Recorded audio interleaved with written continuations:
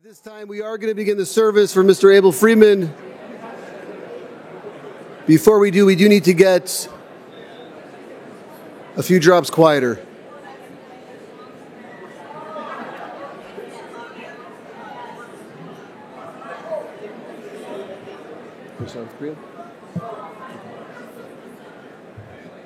Friends, I just want to make one short announcement, which I will repeat at the end. I know there were a number of individuals who came to offer their condolences to the family, and the family very much appreciates it. And I also just want to point out that there will be a shiva today in River Forest from 3 to 5, and as well tomorrow in Evanston from 2:30 to 5. That information I will repeat at the end of our service, in case you're not listening right now. And it's also available on the service folder. I also want to take just a moment for a gentle reminder. If anybody does have a cell phone, if you could please take a moment to turn on silent, not to disturb the sacred funeral service, that would be greatly appreciated. Officiating our service today is Rabbi Isaac Serrata. The rabbi will now approach the family to do the ancient act of Kriya.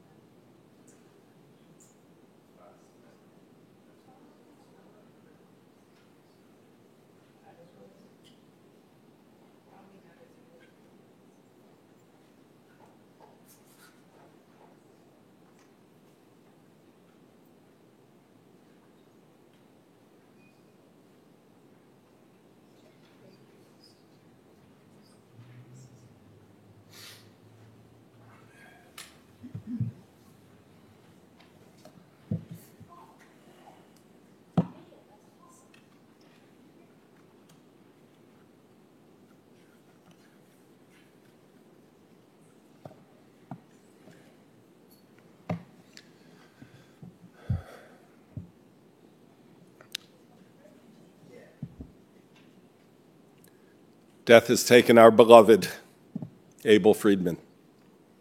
Our friends grieve in their darkened world. In their silence, there's lamentation. In tears, there's loneliness. Lost in sorrow, may they find the presence of loving friends. Heal them, O God. Be with them.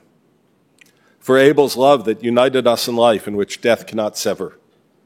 For his companionship that we shared along life's path, and which continues the tenderness of memory. For the gifts of his heart and mind that brought us joy and happiness and are now a precious remembrance. For all these things and more, we give our thanks to God. And in this time of grief, we listen to the voice of our sacred scriptures. They bring us the ever-new message of God's nearness. They tell us of our kinship with our Creator, in light as in darkness, in joy as in sorrow, in life as in death. So we read ancient words, the words of Psalm 23. Probably the most famous poem in the world has been translated into every language.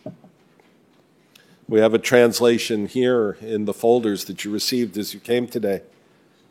But in every language, it reminds us of a couple of very important things. It reminds us that God gives us a soul, and that soul goes back to God when we die. It also reminds us that all of us must go through the valley of the shadow of death. That's the price that we pay for loving someone, for being with them on life's path, is that one day we may have to mourn for them. And the psalm reminds us that we can't go around the valley, we have to go through it. But through is a key word here. We do get through the valley. We come out of the darkness eventually into the light. And so I invite you to join me in these ancient holy words. The Lord is my shepherd, I shall not want. He maketh me to lie down in green pastures. He leadeth me beside the still waters. He restoreth my soul. He leadeth me in the paths of righteousness for his name's sake. Yea, though I walk through the valley of the shadow of death, I will fear no evil, for thou art with me. Thy rod and thy staff, they comfort me. Thou preparest a table before me in the presence of mine enemies. Thou anointest my head with oil, my cup runneth over. Surely goodness and mercy shall follow me all the days of my life, and I will dwell in the house of the Lord forever.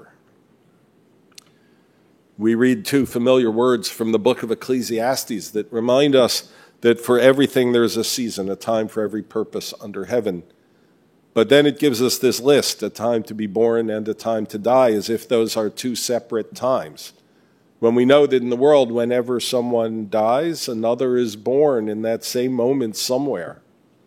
And the same with all of these other pairs, a time to laugh and a time to cry.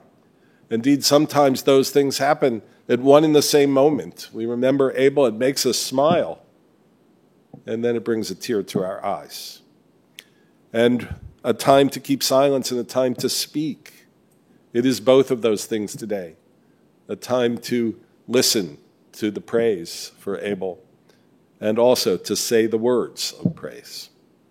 And so we say these words from Ecclesiastes, for everything there is a season, a time for every purpose under heaven, a time to be born and a time to die, a time to plant and a time to uproot what is planted, a time to tear down and a time to build up, a time to weep and a time to laugh, a time to grieve and a time to dance, a time to throw stones and a time to gather stones, a time to embrace and a time to refrain from embracing, a time to seek and a time to lose, a time to keep and a time to discard, a time to tear and a time to sow, a time to keep silence and a time to speak.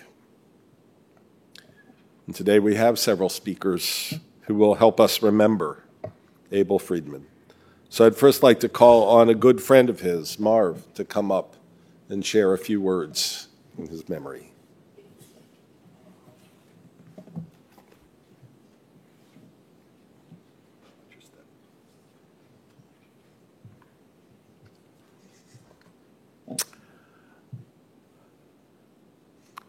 Abel came to the United States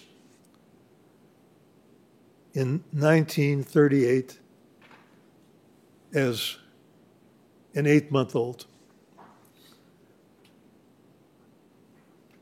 I met Abel 4 years later on the beach at South Haven, Michigan. Both our parents had rented a cottage for the summer. They didn't know each other. I didn't know Abel.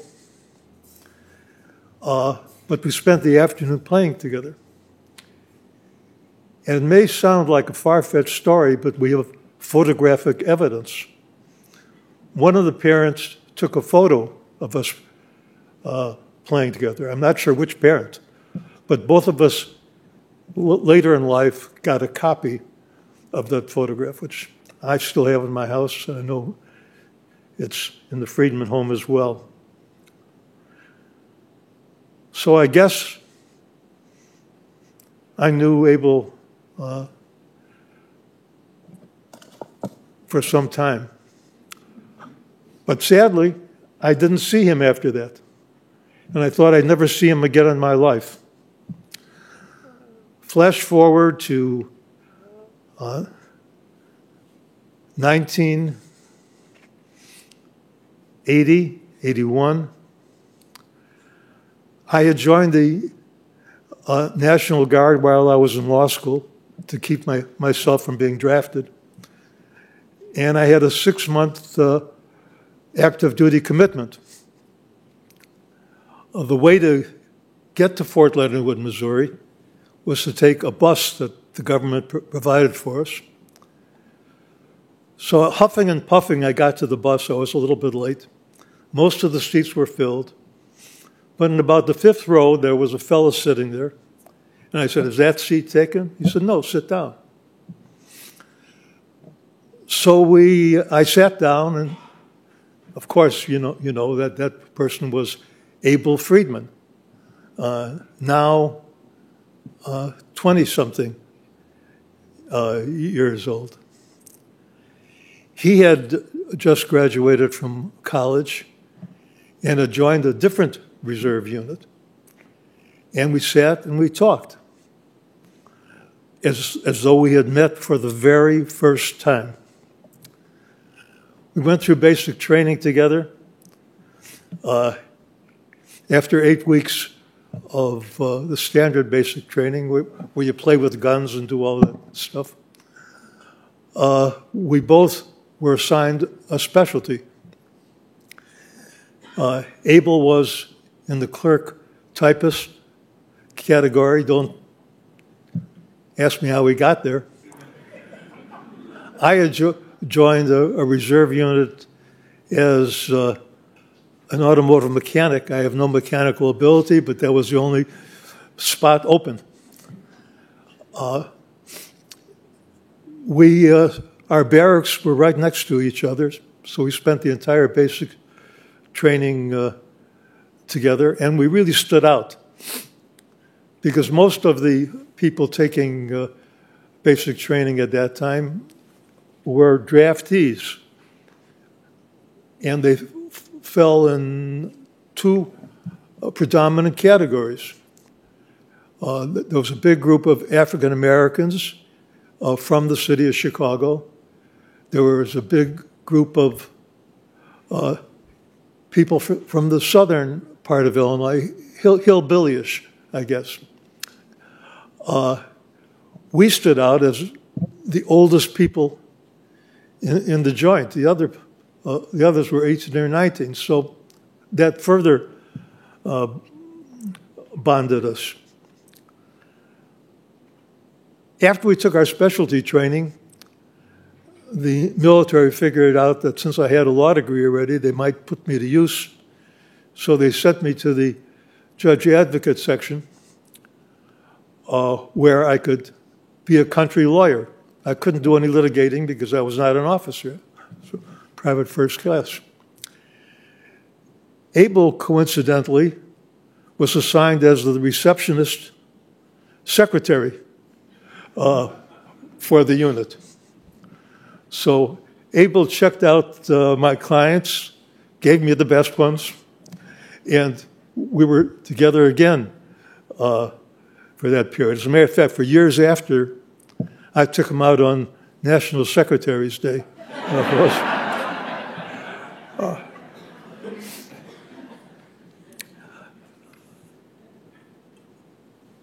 During the time at Fort Leonard Wood, we all would look forward to a weekend pass so that we could go find some place to have a beer, find a lady to talk with. Abel never left the base. At that time, he was in love with Judy. They hadn't been formally engaged, I don't think, but Abel would not move. He didn't want to be, I guess he didn't want to hang out with rascals like us because it might. And he talked about Judy and told me how much he wanted to get back to Chicago when it was all over and how much he missed her. So that's how I knew about Judy for the first time. We both got out of the military, and by that time, our friendship had bonded. We bonded as a family. I went to their wedding, of course. And we had children, and our children knew their children. Two of mine are here today. The other one is in Japan at the time and could not make it. And our lives were intertwined in many ways. We went on cruises together, other vacations. One cruise was very memorable. I'm sure Judy won't forget it. Barely made the boat. Judy's bags never made it. And we went through the cruise at different stops buying garments to wear.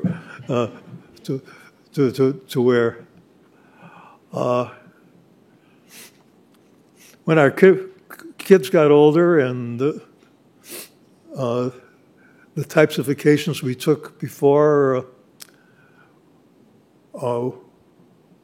were not available,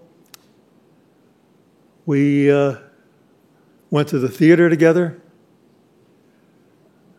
had dinner together, and our lives were intertwined. Abel and I talked about everything. I should say talking about everything, including sports.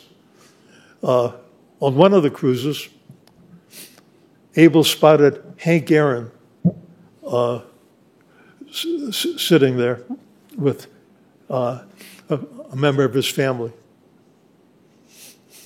And Abel, gregarious, the super salesman, I said, why don't you go over and talk to him? And he said, why not? So I went over there, and we ended up spending the evening with Hank Aaron, getting the inside poop on the baseball world. But that was Abel. I mean, he could talk to anyone, get along with anyone, and he was a great person to have around when you wanted to meet people.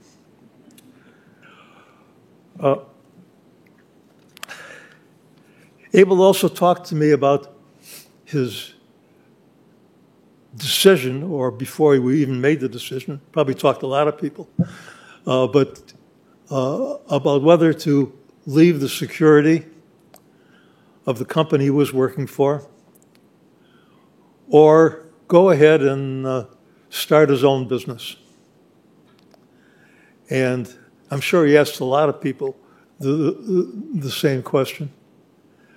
But I gave him my advice, and I think it was the advice that he really wanted, that go for it. If not, if you don't do it now, you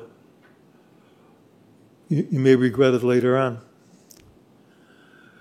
So that eventually turned out to be the Pittori Enterprise, named, of course, after the ship that brought him to the United States. How do you really gauge whether someone had a successful life? It's not as simple as one might think.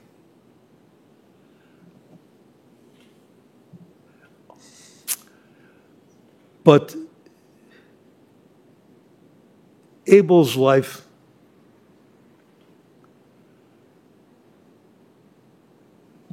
I think fit the bill.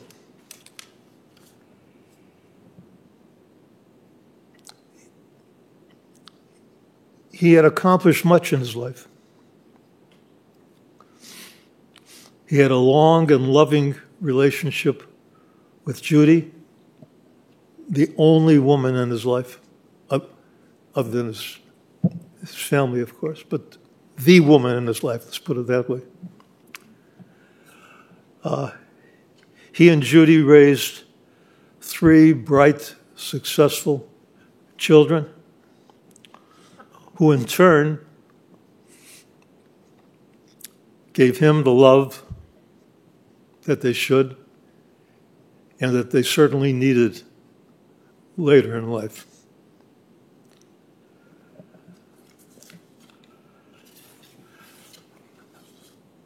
So what is success? Because I think we'd all agree that Abel was a successful person.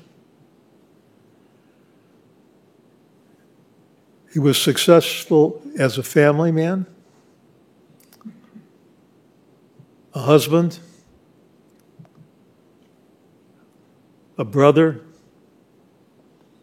father, a relative, and a friend.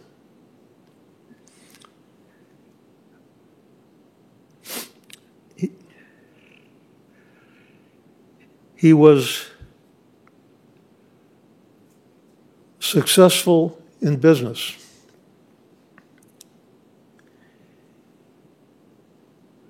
He made Batari into the, as I said, the enterprise it is today. Not that he didn't have great people that he hired, and not that he doesn't have a great successor right now as the head of the business, but it all came from Abel.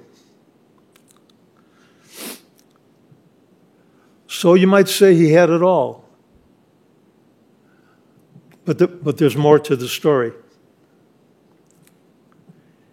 He also had the satisfaction to be able to be a philanthropist in the best sense of the term. Not only was he a major donor, the major donor to Hillel in Northwestern, but to Northwestern outside of the Hillel movement. And he was the best kind of investor. Not only did he give him the check, but he gave him his time, his interest, his advice. And when I say Abel did that, I'm talking about Judy too. Because you really can't talk about one without the other when you talk about the accomplishments. There's no question that the man Abel is today is because of smart choices he made in life. His wife, his business, and his philanthropy. And because of all that, he will be remembered for a long time, not only by the people who are sitting in this room, but for all the people who have been helped from what he has done for them and what he has done for people in the future with his work at Hillel. Thank you.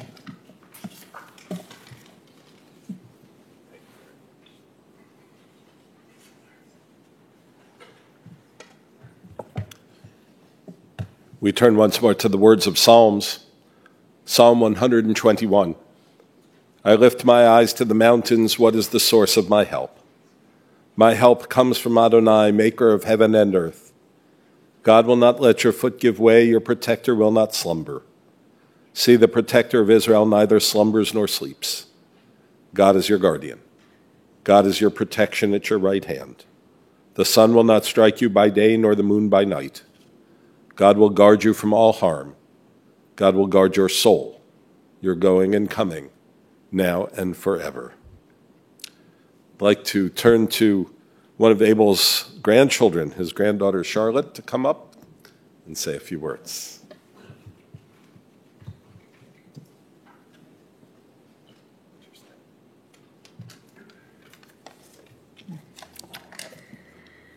Hard to follow. I'll just share a list of a few happy memories I have with him. From the moment we walked in the door, whenever we came to visit, he would always offer us cans of pop, and he would give out napkins at every meal.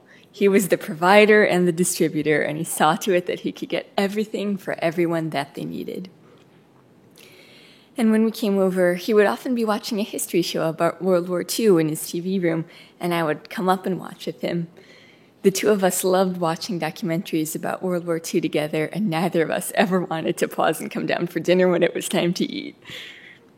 He told stories that were magnificent already, but had that classic Abel grandeur added on top as well. The way his father outsmarted an anti-Semitic bishop to purchase real estate in Buffalo Grove, the way Abel himself finagled his way out of part of his military service by pretending to be a sleepwalker. The gold medal that made it through multiple generations and world wars to make it here. His donations to charity were an inspiration. He and Judy paid for my education, and for that I am forever grateful. They set a wonderful example for me to follow.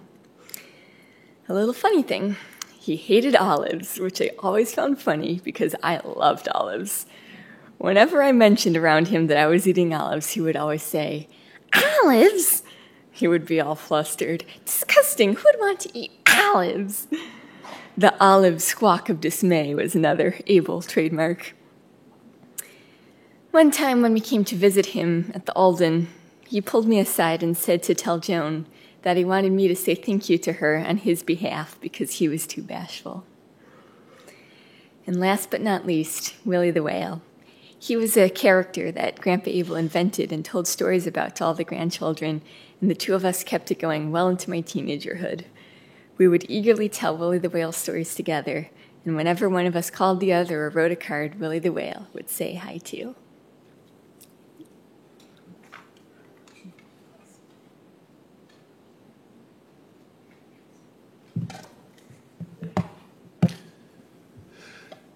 Thank you.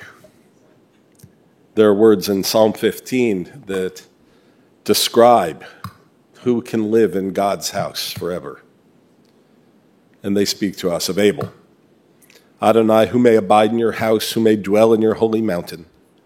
Those who are upright, who do justly, who speak the truth, who do not slander others or wrong them or bring shame upon them, who scorn the lawless but honor those who revere God, who give their word and come what may do not retract, who do not exploit others.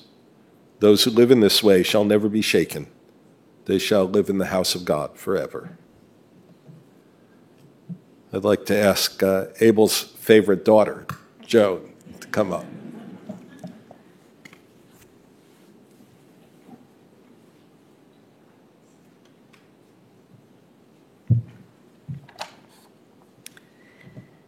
On the surface, my dad and I seemed like total opposites. I'm a clean freak. He tolerated messes. Cleaning could be my middle name. My father had no middle name.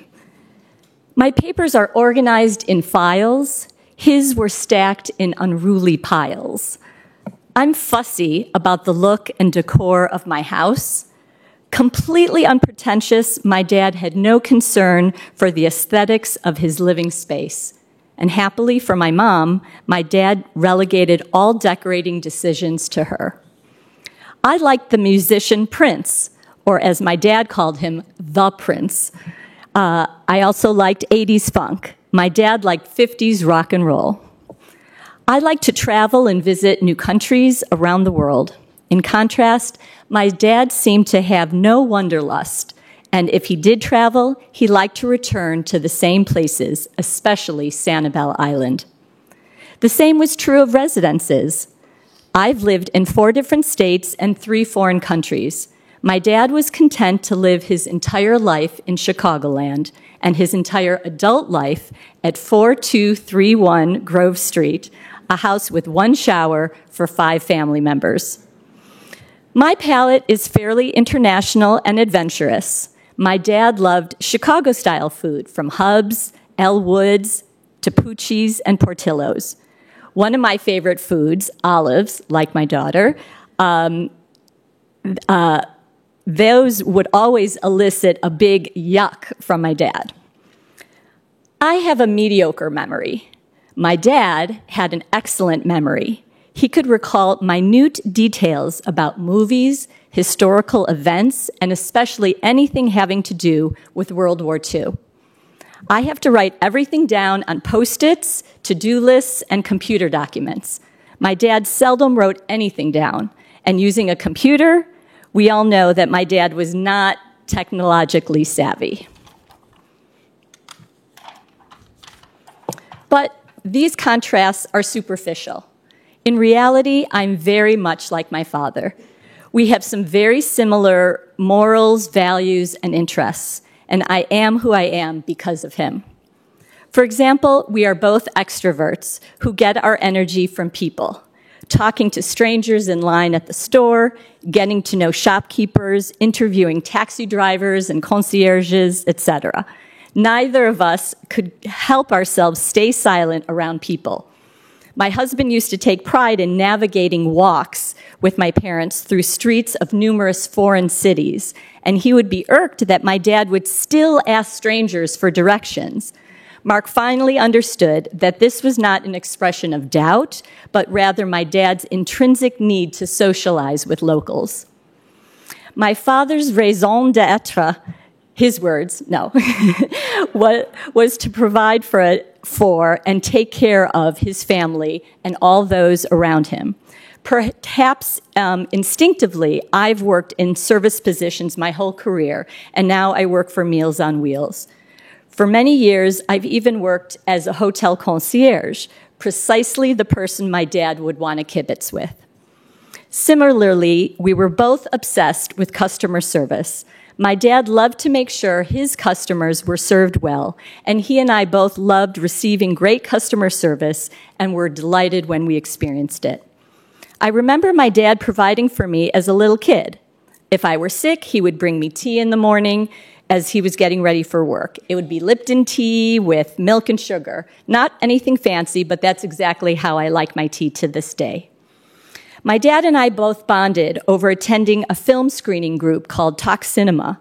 My dad and I both loved certain Broadway musicals and would quote lines from Annie, Evita, Joseph and the Amazing Technicolor Dreamcoat, Hamilton, and Fiddler on the Roof.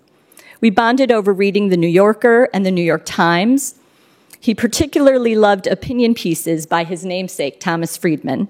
And as I think back to one of my last experiences with my dad, I'm especially grateful to have had the opportunity to read him one of Friedman's recent pieces over the phone just a couple of weeks ago.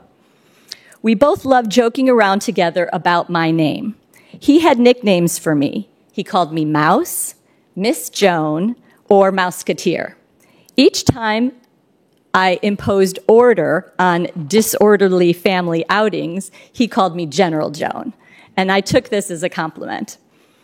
Whenever I called my parents' house and my dad picked up the phone, I would say, "Hi, Dad," and he would pretend to be confused, asking, "Who is this?" Then I would always say, "The only woman who can call you Dad." After laughing, he would call out to my mom to pick up the phone. She would ask who's calling, and he would invent a funny response. "Your favorite daughter," or "Charlotte's mother's on the phone," or "the California contingent." It was our routine, our comic connection. While most see it as drudgery, I love to wash and fold laundry. Guess what? My dad loved to do laundry too, and I clearly got the laundry gene from him. When I was young, I would help him pay bills by preparing envelopes with addresses and stamps. And again, this is something I do with my own family today, and I enjoy it because of the happy connection with my dad. As a little girl, I often accompanied my dad on errands, for example. We would go to the car wash and dry cleaner together. To this day, I actually like doing those chores because it's something I used to do with my dad. Sometimes when my dad wasn't running errands, he would be literally running. You may not know that he was once a jogger, and sometimes we would run together. To this day, I jog, and I pick that up from him. My dad often spoke through ableisms, pithy phrases to understand people, and advice to deal with challenging situations. You might have heard him say, "It is what it is," "His strength is his weakness," "You know where your bread is buttered," and "Good publicity, bad publicity, it's all publicity." These folksy phrases actually guided me and provided insight into human behavior. Some of these connections may seem superficial, but some run deeply. I think I inherited a moral code from my dad and understanding about how to treat people fairly. For example, countless times I watched my dad check a bill to make sure it was precise. But what I particularly admired is that he would correct the merchant regardless of whether the correction was in his favor or not. So my ideas about fairness and justice were imprinted from these observations of my dad. But more than anything, I will forever remember my dad as a provider. He's provided for so many of us in great ways. He also provided us in small ways. He was, for example, obsessed with providing napkins at meals. I am my father's daughter. I carry wet wipes wherever I go, ready to provide for anyone who needs one. They are among many things I carry throughout life: my dad's values, his energy, his humor, and now his memory. And I would like to add a special thank you to Hazel, Kat,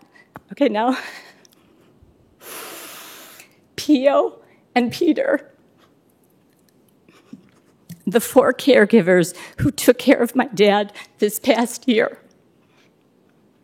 We are grateful for their hard work, attention to detail, and tremendous dedication, care, and kindness, which allowed my dad to live at home and enjoy all his favorite things: reading 5 daily newspapers, watching World War II movies, and more than anything, being with my mom, the love of his life.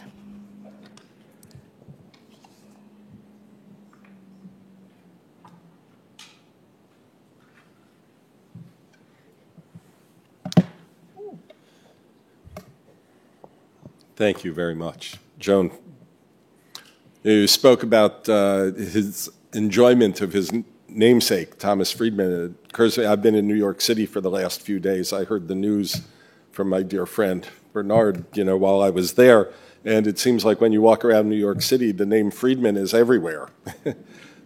Friedman's Deli, Friedman's Theater, So all this week I was thinking about Abel because the signs were there. I'd like to call up his son-in-law, Mark, to say a few words.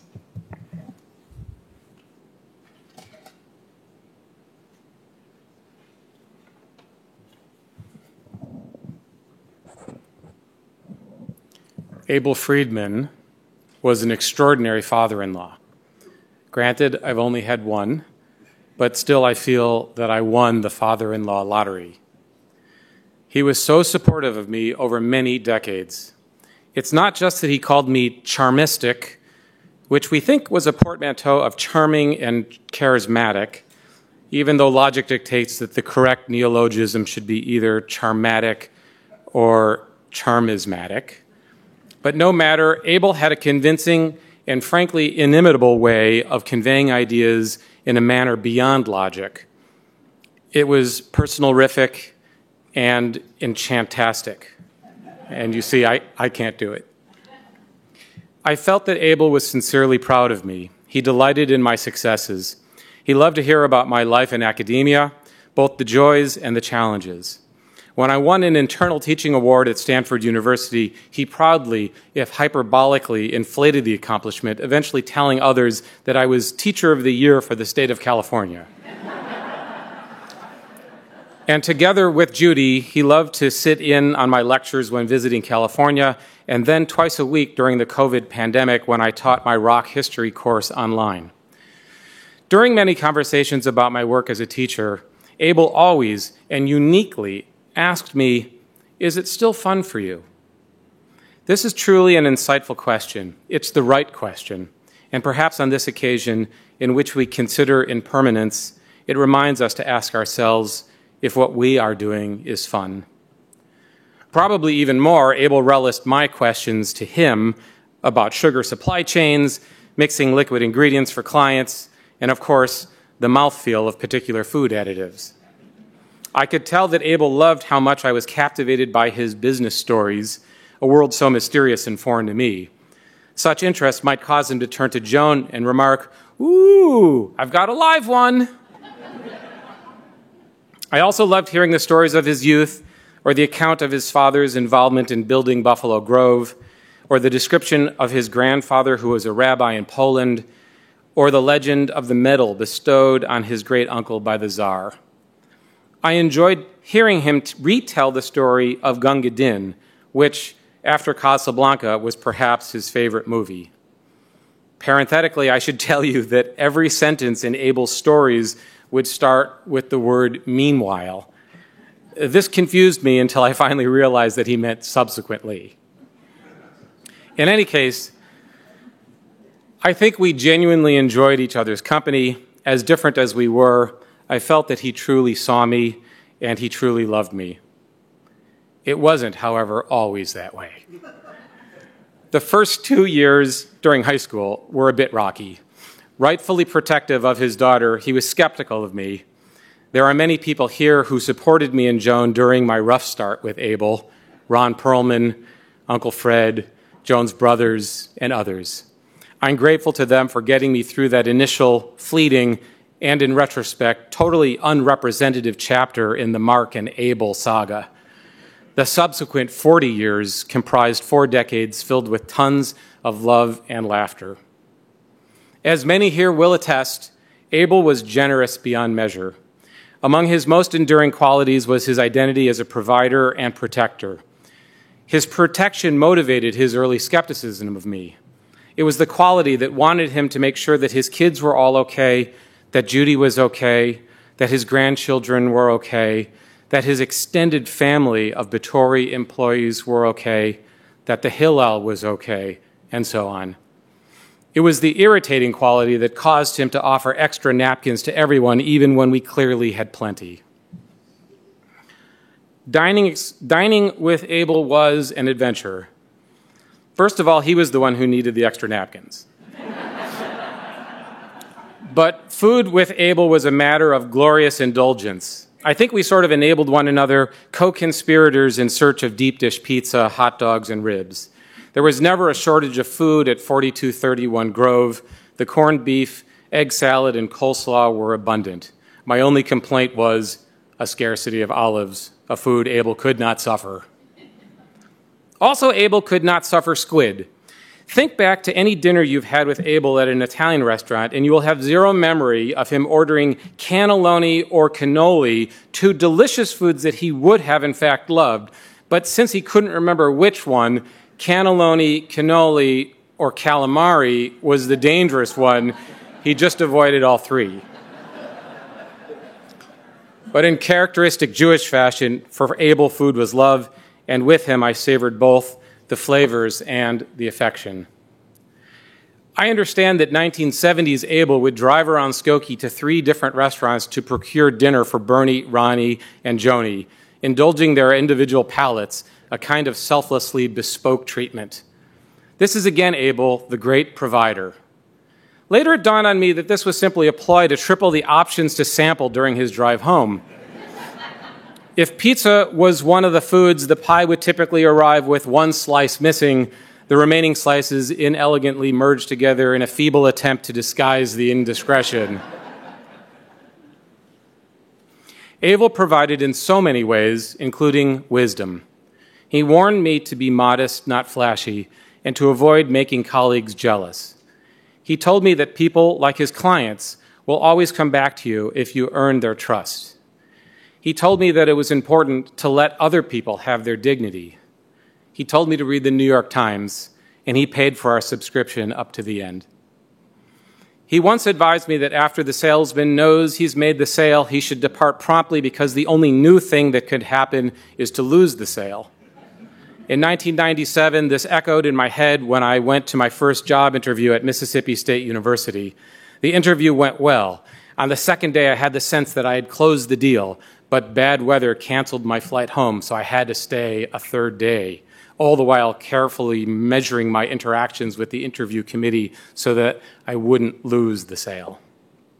By the way, Judy and Abel took me to Saks Fifth Avenue in San Francisco and bought me my first high-quality suit in anticipation of that interview. Arriving in Mississippi, I strode off the plane, walked to baggage claim, and met the chair of the search committee, a gay, fashion-conscious pianist who would soon become Jones and my best friend in Mississippi. Joel looked me up and down and said, "Donna Karen, good choice." In some very real ways, Judy and Abel launched my career. Speaking of Judy, I also want to acknowledge that any praise we might have for Abel is, at the end of the day, some kind of praise for Abel and Judy. Judy traveled alongside Abel for more than 70 years of his journey. By way of some perspective, their first real date was probably in 1954, the same year Elvis released his first single, and the first year of the transistor radio. And Abel and Judy did a whole lot better than DiMaggio and Monroe, who married that same year. Judy loved Abel, supported him, cared for him, checked on him, and checked him when he needed checking. We lose a family provider, but we are grateful that the provider's provider is still with us. And we all love her, and we want her to experience happiness and peace and joy. Judy, please lean on us when you can. And thank you for being there for us as we experience this loss together. Judy was there for Abel in sickness and in health. I also want to acknowledge the kind individuals who supported Abel during his decline. These include family like Clara and Lauren and so many others, and friends such as Ron and Lori, Nathan and Anita, and countless others, friends who really feel like family. And we are thankful for the patient and accommodating staff of Hazel, Pio, Peter, Kat, and Sarah, and above all, the amazing sibling trio of Bernie, Ronnie, and Joni. To watch them in action during this past year was a thing of inspiring beauty. The three of them made a great team, dedicated, caring, patient, resourceful, and tireless. Or rather, when one of them fatigued, the other two would step forward instinctively. I was awestruck to watch this compassionate dance, grateful for the quality of life they facilitated for their dad. Chips off the old block, they themselves learned to be providers and protectors, first of their own children, and then, at the end, by enabling their dad. It seems fitting to notice the semantic coincidence. They enabled Abel. I will add parenthetically that this sibling love is something Abel would cherish. And as someone who finds himself as an only child, I'm envious of their ability to support one another as they bury their dad together. But I also know I'm not alone. I'm grateful for my two bonus brothers who, with Joan, make me feel like a Friedman. Over the years, we've collected many Abelisms, those hilarious aphorisms Abel offered in regular rotation. Many of these were amusing or whimsical, but Abel also had an uncanny ability to perceive how a person's best gift is not always an unalloyed good. He would observe of a person, his strength is his weakness. In some ways, I think Abel's strength was his weakness, and he may have succumbed to it. You see, I think Abel saw himself as the person who gave help, not the one who received it. He couldn't acknowledge his frailty because he couldn't bear to live his life as anything less than the provider. We might see that as a foible, as vanity, but I choose to see it as emblematic of his fundamental identity as a giver.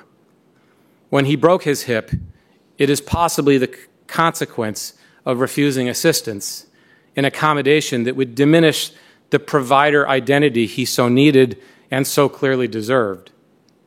Joan insightfully pointed out that in Abel's case, quite literally, pride goes before a fall.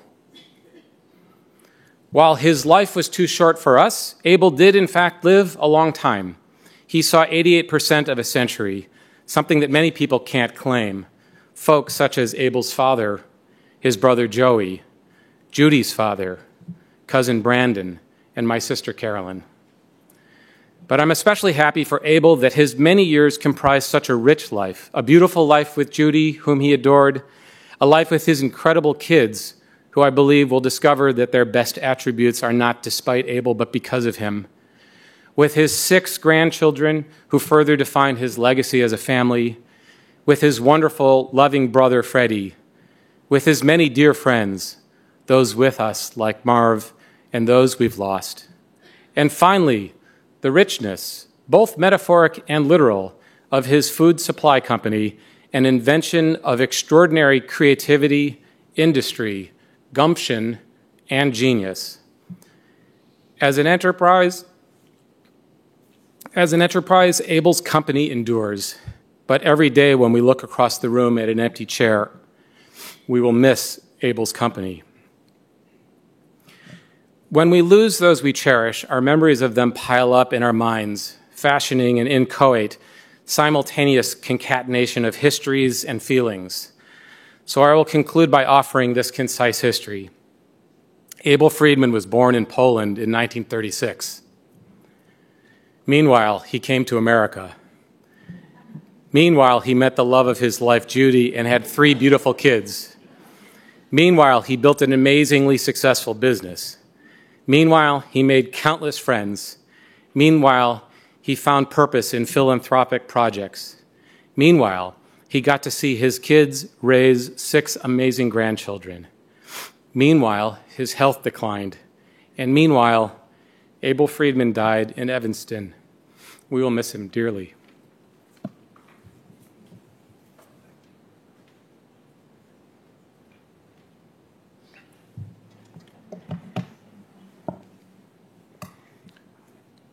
Well, Psalm 90 reminds us that a full life is 70 years and 10, or given strength 80 years.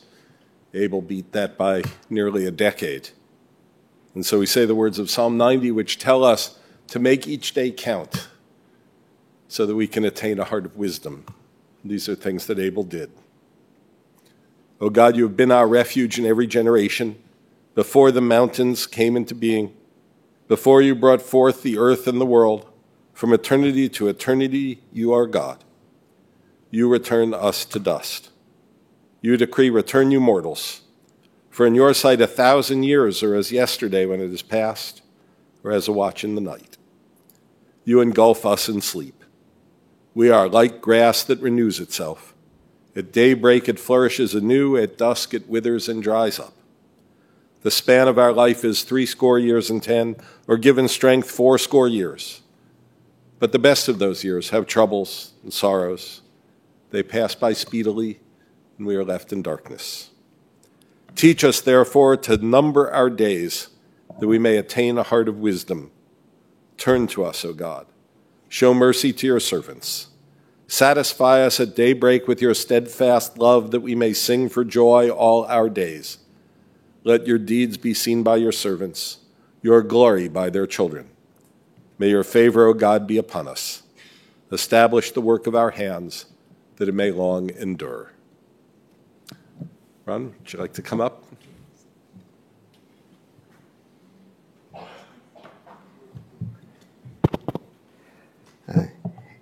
You're right, Mark. You were not very popular in the early stages of your relationship with Joan.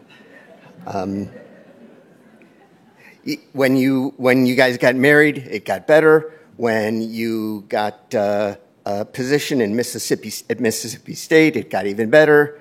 When you got a position at Stanford, then you were like his favorite. And then you got tenure, and he was cavelling and telling everybody. And oh yeah, and then when you had Charlotte, you were inscribed in the Abel Book of Life. You mentioned food. Food was love to Dad. Food was his love language. He loved to eat. He loved to serve. For many years, and Dad was so proud of this, he would take the executives at Batory to lunch, and we had the best time. A lot of those people are here. Me, Alan Kessler, Bob Tinkham, Matt Kling, I said Alan, John Holm, who's not here, Scott Gregory, who's not here, Tim Krelwitz, who is here. I'd say to Dad, where do you want to go for lunch? And he would say, anywhere you want. And I'd say, okay, let's go to Harry Carey's. How about Gibson's, he would say. So we would go have a great meal at Gibson's, and we'd talk business mostly. We talked a little sports. We had a ton of fun. I had a ton of fun with Dad at Batory. We loved kicking around the issues and sitting around the executive table, talking about the investments we needed to make, the customers that were on the rise, what's going on with powdered sugar, what's going on in Mexico, how great is what Bob Tinkham did in Canada. We had a ton of fun, and I want to convey that and thank Dad for that opportunity. Not many family kids, sons, get invited to see that other side of their dad's life. And he invited me in. Dad worked for his father very briefly. His dad had purchased a liquor store in the 50s, and Dad worked at the liquor store. He made deliveries. He served drinks at the little bar there. Dad would remind me that he did not get paid a salary. And I am very grateful for the generosity Dad showed me by always paying me very, very, very, very well. Thank you, Dad.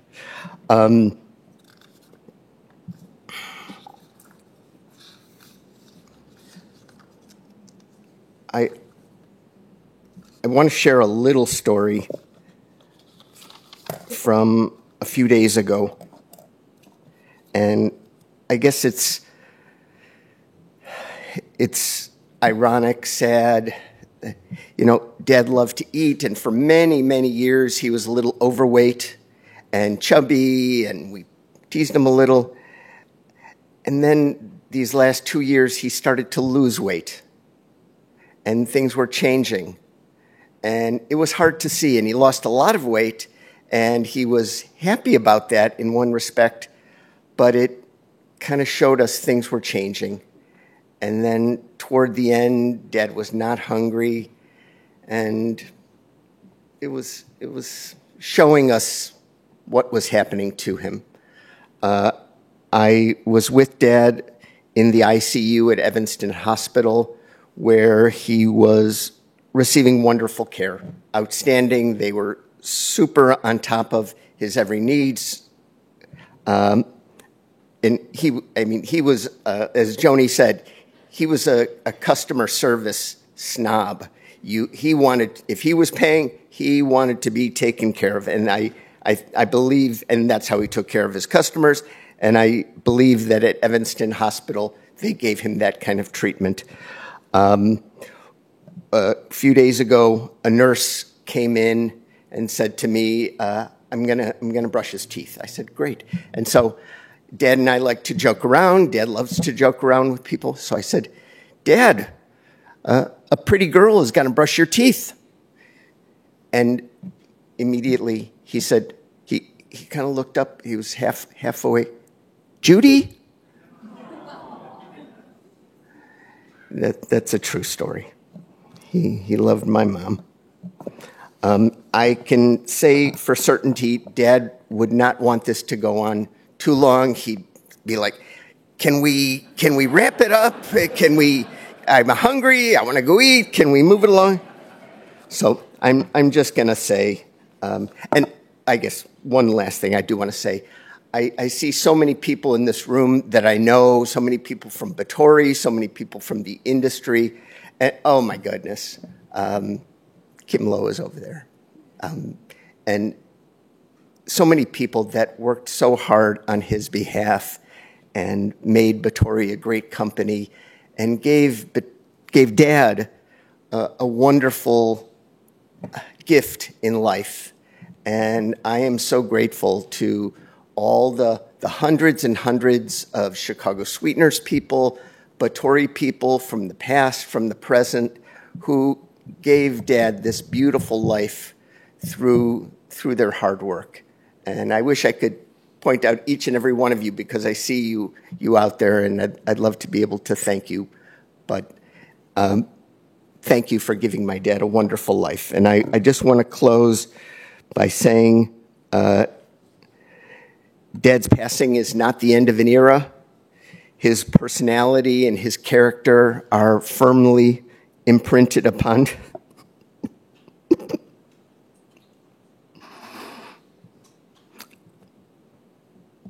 Batory Foods, and it will always be Abel's company. Okay, thank you.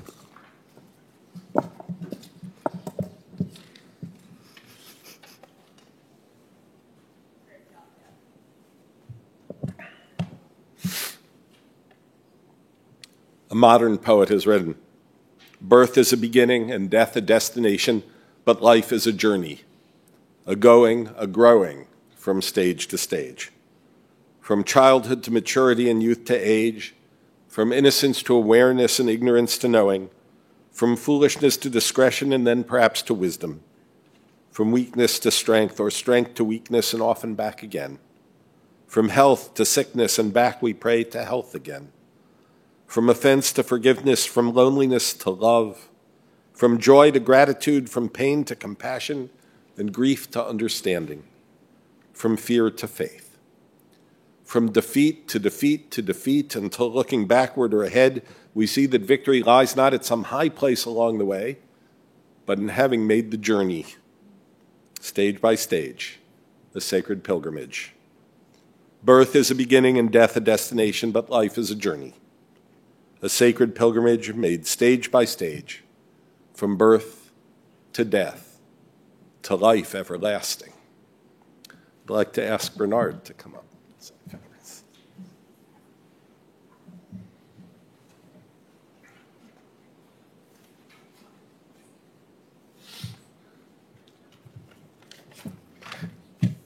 We'll conclude. I'm bringing up the rear. It's hard to believe this huge spirited man is gone. But of course he's not.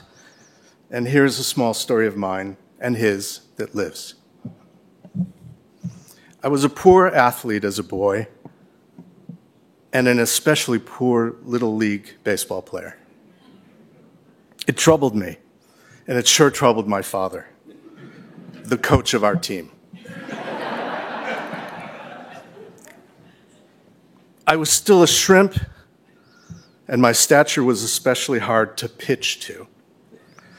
I would get up to the plate, and inevitably, I would get hit, then walked. This happened over and over again, and I grew terrified. I got on base, but my entire record was walks. Then, a mischievous ingenuity grew in my father's mind. He studied the Little League rules and discovered that there was no provision that prohibited stealing any base. He had discovered a way to help me be competitive. We conspired. Next time I get up, and if I get hit, head to first base. My father would be there to give me the signal to round it and sprint to second if the coast was clear. Sure enough, next time at bat, whacked. I trotted to first base, my ribs still stinging. I saw my father up ahead, behind first base. I can still see that big smile on his face, standing tall, his hands at his hips, our signal to round first and sprint to second. When I got to second, the roaring crowd was in turmoil, but I looked back at my father, sharing a smile with me across the field. Abel Friedman. That's it.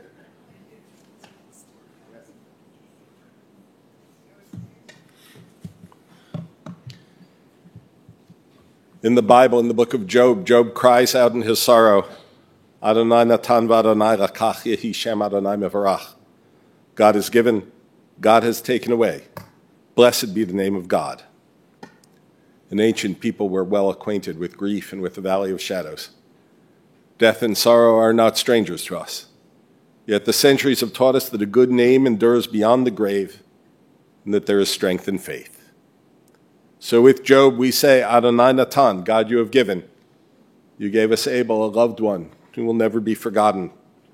For all that was good and enduring in his life, we offer the deepest thanks of our hearts. Adonai Lakach, God, you have taken away. We pray for the strength to turn our broken hearts into an altar of trust, before which we acknowledge your sovereignty and love as we say, Yehi Shem Adonai Mevarach. Blessed be the name of God, now and forever.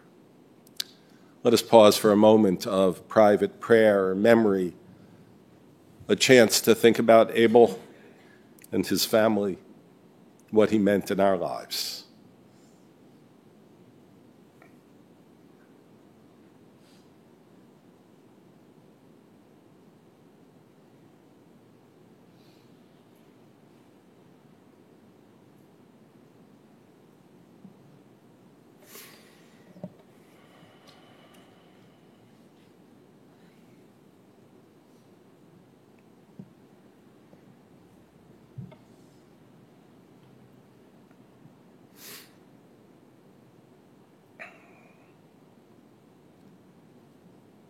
May the words of our mouths and the meditations of our hearts be acceptable in your sight, O God, our rock and our Redeemer. We've gathered here today to honor the memory of Abel Friedman, whose spirit has entered eternity. You knew Abel, and you've heard the heart of his family and friends already today. And though I know he would like us to wrap it up and move on, he deserves all the words that have been said today and more. I'm honored to have known Abel for quite some time. I just want to pay my respects for a moment. Abel always felt like he won the lottery. He was no stranger to work, and he built a business after growing up working in his father's liquor store and working as a salesman for nearly 20 years before he went on to build his own business. But nevertheless, Abel thought he won the lottery. This was literally true because back in the late 1930s, when the United States had strict immigration quotas, you couldn't just book passage. In fact, it wasn't even enough to have relatives who agreed to sponsor new immigrants. In that time, and this program exists to the present day, at that time in Poland, as it became ever more clear that the anti-Semitic Hitler regime was heading toward war, no one gave Jews refugee status. And so there was a lottery for the few slots for new immigrants, and Abel's family won the lottery. Abel was a small child, just a baby, but grew to know how lucky he was. And he saw what happened to millions of others who weren't able to follow him. Abel grew up in that knowledge and never took his journey to America for granted. It was the difference between life and death. I don't think any of us can really imagine what that means or how it felt. For Abel, I think it meant that he was not only living his own life, he was living for others too. Abel was proud to be an American, and he grew up to be strong, sturdy, and resourceful. I have not seen many relationships that thrive because of liquor, but Abel and Judy are an exception. Abel and Judy had met, but it was Judy's father who really thought Abel was going places, so he placed an order with Bernard's liquor store, an order that he probably didn't really want or need, but it ensured that Abel would make a delivery and get acquainted with Judy.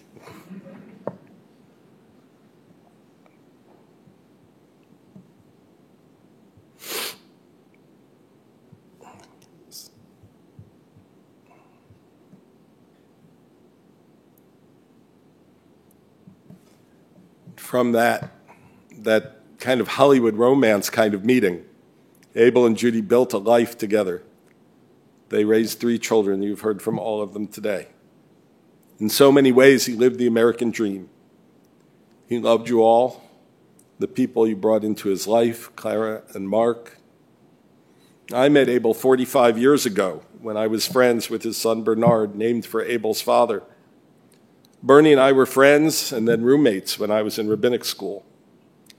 Meeting Abel back in those days when I was young and inexperienced, it seemed to me that Abel was like a sturdy tree. Mark, you not only treated me a bit gruffly, and I was just a roommate.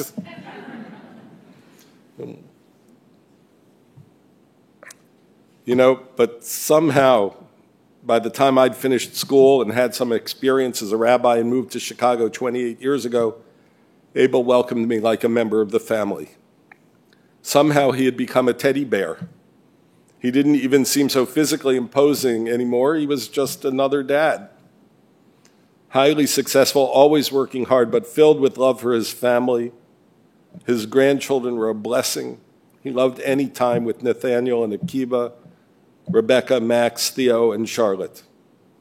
Throughout his life, Abel was a devoted son and brother to Fred and his sister-in-law Jacqueline, his brother Joseph of blessed memory. Abel never stopped working because he liked his work, and he loved bringing Ron into the business. But Abel also took the time to see what that work had done, providing for his family and making everyone happy. There was nothing that meant more to Abel than seeing the smiles and feeling the love of family and friends. Like I said, he felt like he won the lottery. He felt lucky. And when I would see him, he would tell me he was blessed. It's hard to believe that Abel is gone. It's not that he didn't have aches and pains and illnesses. It's just that he always seemed to be such a full presence. We could see it on the horizon, but it just felt like it would never arrive. It would not be now. But now Abel's soul goes on to God who gave it, while the memories live on with us. The oldest story about afterlife in our Torah comes when Abraham dies. It tells us that Abraham was gathered to his kin. It means he gets to see those who died before him. And that is a comforting thought. Abel gets to see the generations that came before him, those he knew and loved and those who didn't make it through the Shoah. Perhaps in some dimension that we can't touch, Abel is meeting his family tree and taking his place on a branch. But here where we are, Abel Friedman will not be forgotten by those who love him. His legacy will go on forever. Ken Yeh Ratzon. May this be God's will. Amen. In the rising of the sun and in its going down, we remember him. In the blowing of the wind and in the chill of winter, we remember him. In the opening of buds and rebirth of spring, we remember him. In the rustling of leaves and in the beauty of autumn, we remember him. In the beginning of the year and when it ends, we remember him. When we are weary and in need of strength, we remember him. When we are lost and sick at heart, we remember him. When we have joys we yearn to share, we remember him. So long as we live, he too shall live, for he is now a part of us as we remember him. Our service here concludes with two prayers. The El Malei Rachamim is the prayer for the immortal spirit, but it reminds us of a second kind of immortality as well. That's the immortality that we bestow on the people we love by remembering them, by telling their stories, by passing them on from one generation to the next. As we remember Abel, he has life. I ask you to stand for these words.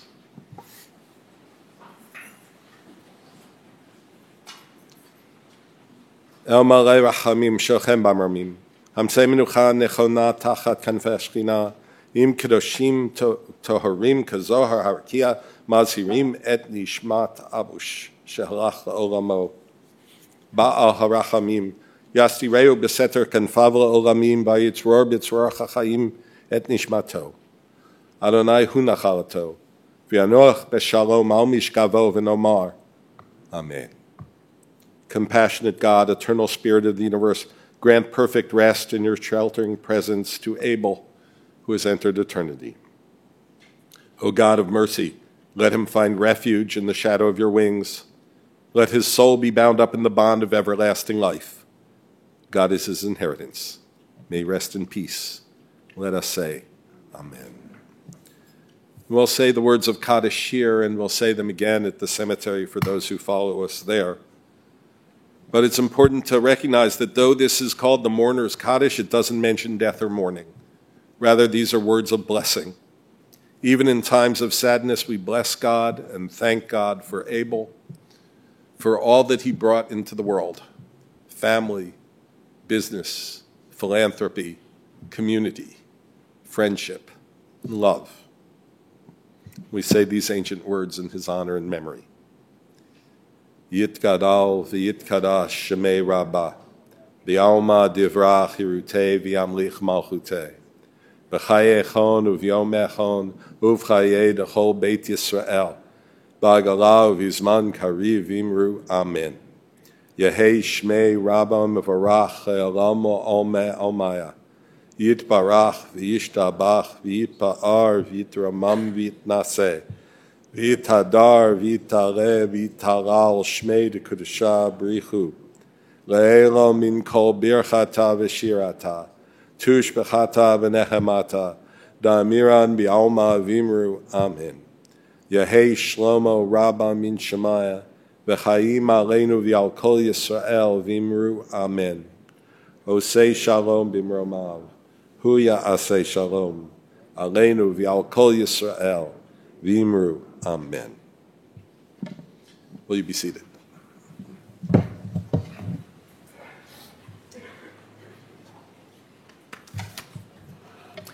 Friends, this concludes our service here at the chapel. The interment will take place immediately at the family plot at West Lawn Cemetery, 7801 North West Montrose.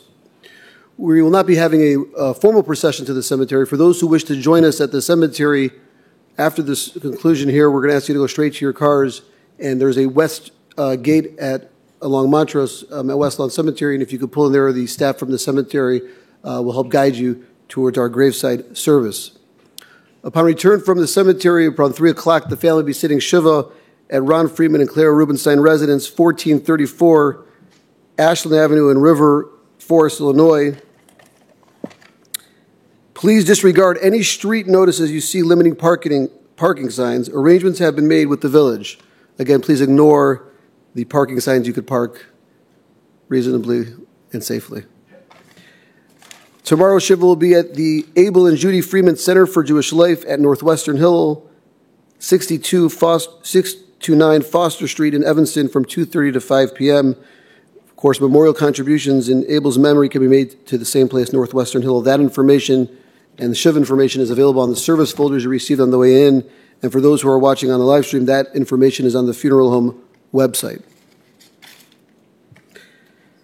At this time, I'm going to ask the grandchildren. Oh, before I do that, it's around 1:15 right now, 1:19. Driving to West Lawn can take anywhere between 30 to 40 minutes, depending on traffic. So 2 o'clock is the time. Don't delay. If you need to restroom, obviously that's understandable. But we're going to ask everybody to go directly to the cemetery to keep with the cemetery schedule. But 2 p.m. we will begin the burial portion. I'm now going to ask all the grandchildren to please rise as you've been honored to serve as pallbearers to accompany your grandfather's casket to the hearse, followed by the family. Friends, please let the family go directly to the family room. Do not approach them at this time. There will be time later at the Shiva. At this time, I'm going to ask everyone to please rise as we escort Mr. Freeman's casket from the chapel, followed by the rabbi and the family.